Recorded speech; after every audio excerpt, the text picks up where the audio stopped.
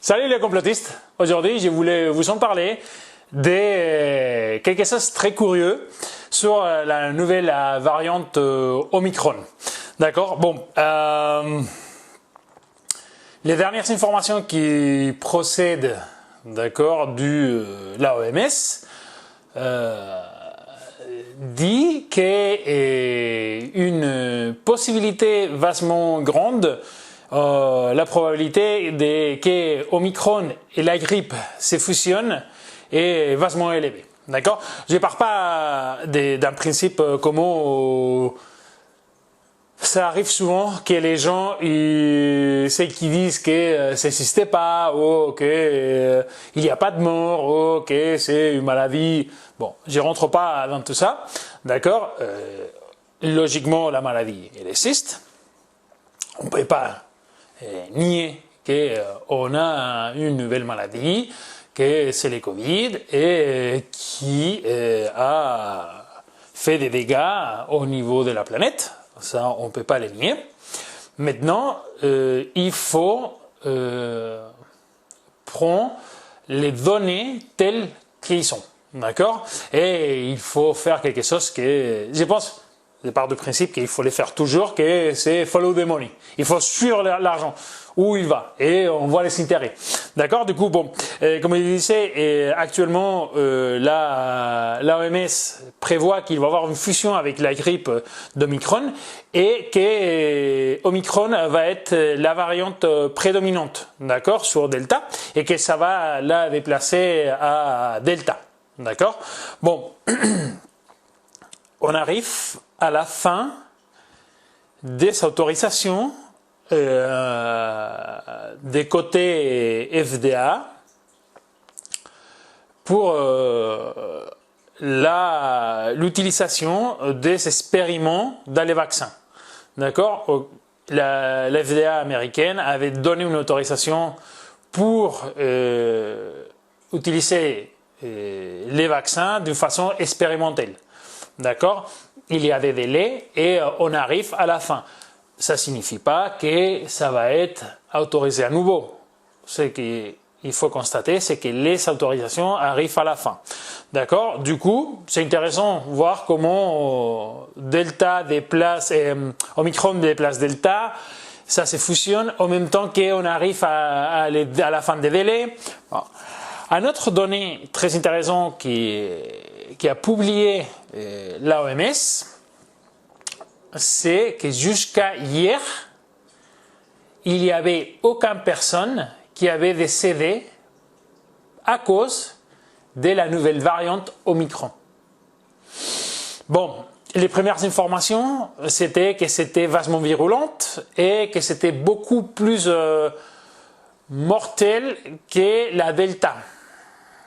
L'OMS a sorti assez vite en train de dire attention, on ne peut pas constater ça. Comment on peut constater qu'elle est plus virulente et plus mortelle si on a besoin d'un délai entre 2 et 3 semaines pour récupérer les données et savoir de quoi il s'agit?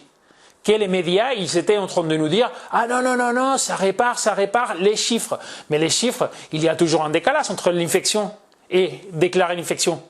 Du coup, soit c'est une variante que c'était connue déjà d'avance, du coup on sait que les pourcentages sont plus élevés, soit c'est une variante qu'on ne connaît pas, comment c'était déclaré, nouvelle variante, d'accord? Et on a besoin d'un délai de temps.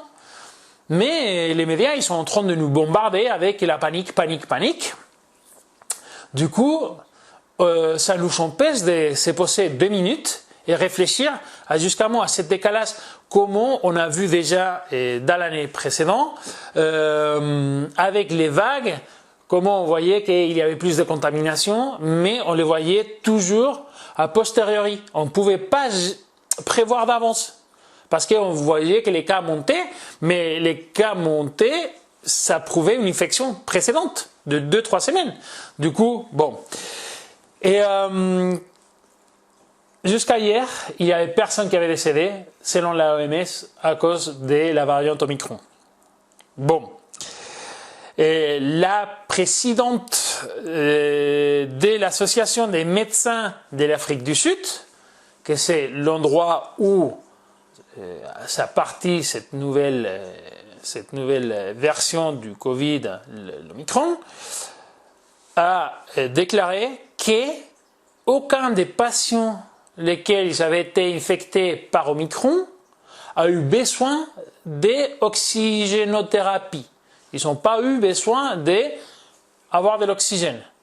Du coup, si on part sur une variante beaucoup plus virulente, que c'est possible, mais vachement moins agressif, ce qui prouve qu'on n'a pas besoin d'oxygène, ou qu'il n'y a personne qui a décédé jusqu'à hier selon l'OMS à cause de cette variante, est-ce que c'est pas convenient que tout le monde puisse s'infecter de cette nouvelle variante, créer des anticorps et en résoudre cette pandémie qu'on priorise, c'est qu'on cherche depuis début d'année avec les vaccins et les nouveaux vaccins et la modification des vaccins possibles, etc. Du coup, bon, peut-être c'est plus virulent, mais dans tous les cas, il est moins agressif, selon l'OMS et selon la présidente de l'association des médecins de l'Afrique du Sud où ça a démarré. Bien. Et les pharmaceutiques, ils étaient, a priori, ils partaient sur la création d'un vaccin spécifique pour Omicron, mais à vue des résultats qu'on a eus et des commentaires de l'OMS, entre autres, ils ont décidé que ce n'était pas la peine, que vu qu'elle est moins agressive, ça ne vaut pas la peine de créer un vaccin spécifique. Qu'est-ce qu'ils ont dit? Que bon, avec une dose de rappel, on peut couvrir toutes les possibilités de contamination d'Omicron. Parce que les vaccins actuels, partiellement, nous protègent. Bon. Déjà, pour la Delta, les vaccins actuels nous protégeaient partiellement. Pour l'Omicron, nous protègent partiellement. Du coup, c'est les partiels du partiel. Ça nous protège à 125 grammes par kilo. Ça nous protège quoi? On n'a pas de pourcentage. D'accord? Bon, ils n'ont pas été capables de nous donner à quel pourcentage on est protégé avec les vaccins actuels, à combien on va être protégé avec une dose de rappel. On n'a pas de pourcentage. Bon, et les journaux Bloomberg a publié un article qui dit que la protection des Omicron, des Pfizer pour la variante Omicron, c'était déjà une protection partielle. D'accord? Du coup, c'est quelque chose publié. Ok? Et Bloomberg, c'est une publication assez importante. D'accord? C'est une agence de publication très importante de laquelle part beaucoup d'informations économiques aux États-Unis. D'accord? Bon. Et Pfizer attend l'autorisation de l'FDA pour la commercialisation de ces cachets, ces Paxlovid, que c'est des cachetons pour les patients qui ont été contaminés par les Covid. D'accord? Ils attendent l'autorisation pour la commercialisation de ces cachets.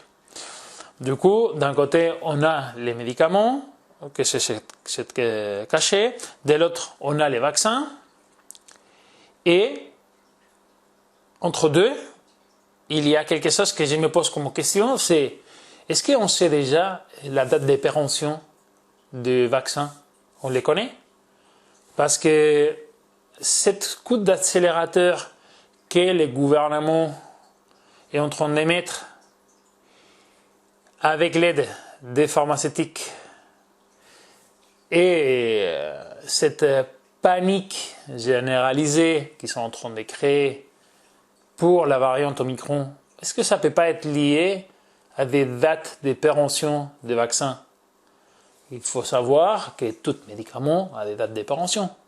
On est en train de parler des médicaments très spécifiques, lesquels la façon de les ronger, etc., c'est vastement précis, d'une façon assez spécifique. Est-ce qu'il ne peut pas avoir quelque chose de dates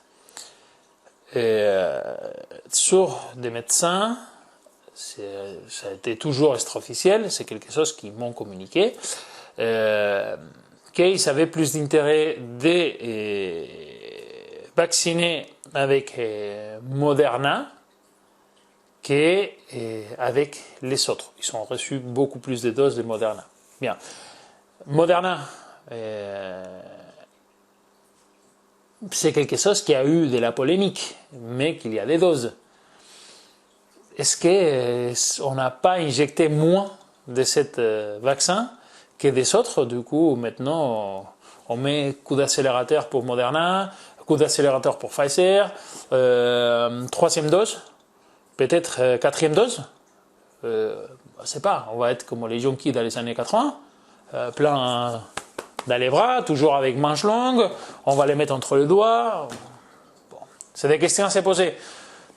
On va ralentir les rythmes d'information, on va pouvoir s'asseoir 2-3 minutes, à analyser les inputs qu'on a, et à ce moment-là, on pourra prendre des décisions plus librement. Merci les complotistes, à bientôt.